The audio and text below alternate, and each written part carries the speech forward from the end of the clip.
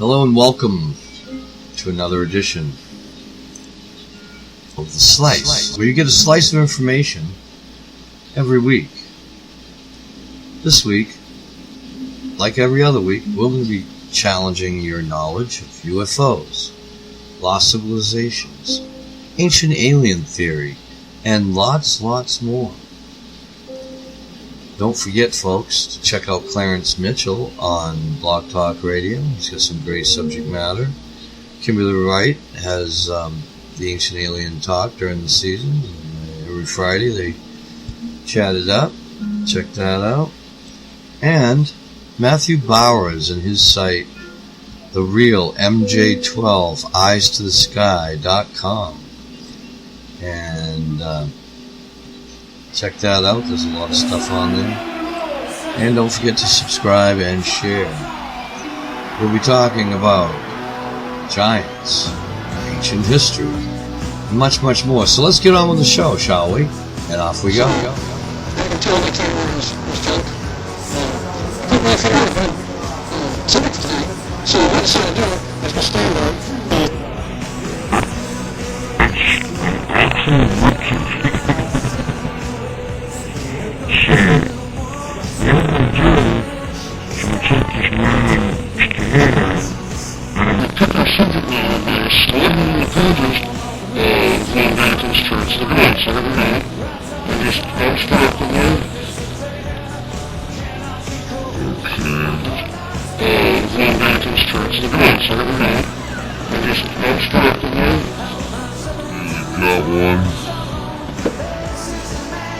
Yeah, so what you'll find is if you go to the 28 and 29 page, you'll find that it's full of unrelated subjects that are stupid.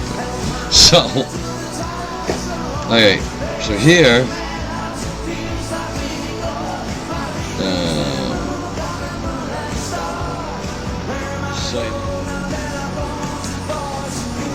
this did not work out like I was hoping. This is, you know, I was hoping to get to a section where he jumps around so much. I mean, I've never seen an author do that. So, let's try it again. Jesus. It looks like it went in the same spot. It's possible, hoping that he's got some kind of consistent subject matter. Oh, Christ.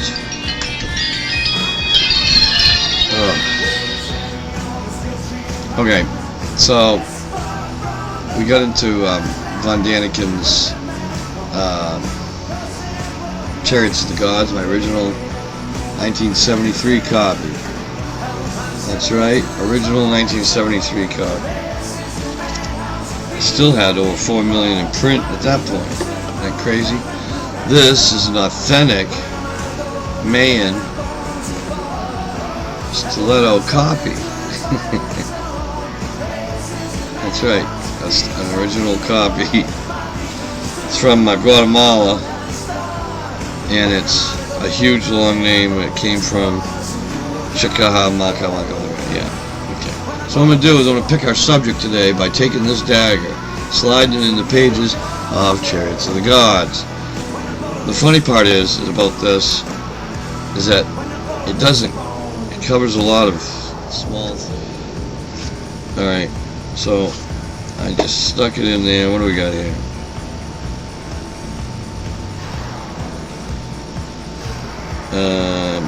I underlined something in here. Must have been when I was a kid. I have underlined here the tomb in which a gold necklace and the skeleton of an entirely unknown animal were found probably belonged to King Udimu. Where did the animal come from? How can we explain the fact that the Egyptians had a decimal system already at the beginning of the first dynasty? It's because it wasn't the first dynasty. It was only the first dynasty of pharaohs. It's like when the communists overthrew, or you know, whenever somebody overthrows somebody else, it becomes a new system. So that's what probably happened. As far as the unknown animal comes from, dimensional perhaps, could be another planet. How did such a highly developed civilization arise at such an early date? Where do objects of copper and bronze originate as early as the beginning of the Egyptian culture? Well, that's because everything goes back to what I believe happened pre-Sumer times, actually pre-Ice Age. The Saurians, or the reptilians is what some people call them, obviously evolved with the dinosaurs, and they obviously were very, very big. Now, at some point, and I believe it was during the same time period, a mammal version of the saurians became the red-headed giants, and the blonde and blue-eyed giants, and the black giants, because you see, all of those were present, including horned giants. I've seen fake one-eyed giant skulls, but I don't believe they existed in reality. So what we're going to do is we're going to look at the possibility that giants predated the Ice Age, lasted through the Ice Age, but were wiped out in the ensuing time periods during the Great Flood and the ensuing time period in between. Because you see, the regular humans didn't like getting eaten, so with carnivorous beings, you've got to get rid of them. So I believe that's what happened. So now here we go to the real reason for this particular episode of The Slice, your slice of the information planet. This area up here, where you see the yellow marker on Google Earth, I'll have the coordinates up there. You guys can go look at this stuff for yourself. Don't take my word for it. Not that I the doctor these pictures, but this is Alaska in the center, lower right, Alaska, lower left, Russia. So as we look at this from higher up, you see there is quite a bunch of land. Now where that yellow marker is 7,000 feet below sea level. And that's where we're going to be concentrating, is that little out jut there. Very, very interesting area, because it's obvious that was all one piece at one time.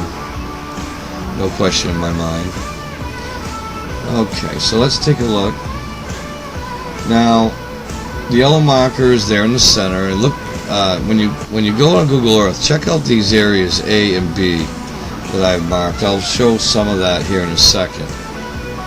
But the honeycomb structure, which is what I'm most interested in here, is so odd. It's where that top yellow marker is, and we're going to go to that here in a moment.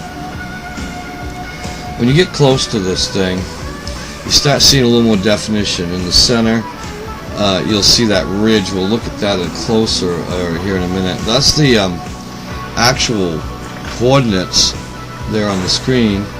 Check that out. You'll be glad you did. These are some incredible formations. I think much more credible than the Baltic Sea anomaly or any of those, actually. You can make your own decision about that. But as we get closer, we see a definite curvature on the right. Start to see a crevice there on the left, and what looks to be a little protected little gouge in there, which we'll look at a little closer. But in the meantime, it's obvious that something flowed, maybe even lava went right down through the middle of that. I don't know. Who knows what happened when the crust displaced and it dove. But when we get a little closer, we start to see a more definite outline. If you see where that arrow is, if you look at the base of that, you see like a little honeycomb structure with, that's actually quite large, like a mile across. It's a big area, and it's tucked on the side of that little crevice. Now, I went ahead, when I first saw this, before production of this video, I noticed that that was not as clear as I'd like it. So I came at it from a different direction, and coming in from the side here, you see it would be right to the left of that yellow marker. This has some interesting stepping of the terrain. Almost look like a Klingon warship there on the side view. I'm not saying that's what it is. So be easy, guys. No craziness, okay? So, let's go a little closer and take a look. No, actually, this is not closer. The honeycomb structures there on the left bottom, and I'm showing here the other structures that show up around that area. See the step plateaus, a lot of looks like foundation work, maybe even some agricultural areas over to the right. Very large areas. Not well. If there was giants in the land back then, these cities would just be bigger versions of what we have, right? So here's a side view of that, looking at it from the east to the west. Our little honeycomb structures up there at the top. You start to see what looks like some kind of structure, some huge structure actually. I mean, what's left on this earth are probably not even the biggest monoliths that there were at one time. It might even have been much, much bigger. They could have been the peewees of the day. Okay. Just south of that area is this little spaceship looking outline I found. It's about a half a mile, but you're welcome to just go look at these. Just south of where we are. I'm zoomed up a little closer, but just south of that honeycomb at the previous coordinates. You're going to be amazed at this area. This area is riddled with, I'm not even covering most of it. It's just amazing. Now, out towards the east of that area, you find this section. And as you can see, looks like a ridge, a mountain range of some sort underwater. They're still averaging around 7,000 feet. But in any case, that could have been 17,000 feet above seawater at one point. Who knows? So anyway, if you go in and you look a little bit closer, you start to see that it is indeed an area of mountainous range. Now, my theory on the above ground, what's now below water civilizations, is that a lot of them, unless they were really close to the shore, but the really deep ones, I think, were homes of the giants. A lot of them, I think they evolved with the dinosaurs, so that would have put them at a time of upheaval for sure. So anyway, here's a close-up of where I had marked on that mountain range. Notice the outer perimeter where the square continues to go. What we're seeing there is basically a pyramid, folks, or what's left of one. You can see the outline.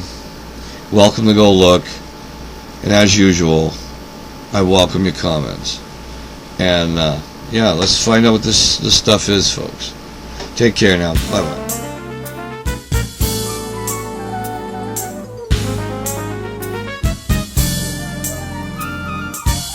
Okay, folks, that sums up another edition of The Slice with your host, Bill Peters, contributing to this wonderful episode were several of you in the Ancient Alien Theory group. I'd like to thank you all. And don't forget, check out the real MJ12 eyes-to-the-sky.com. That's right. And Happy Vowels will take you on a journey that you won't soon forget. Don't forget Kimberly Wright and her every Friday during the Ancient Alien Show. She has her live chat. And Clarence Mitchell at his Blog Talk Radio. Check it out, folks. See you next time on The Slice.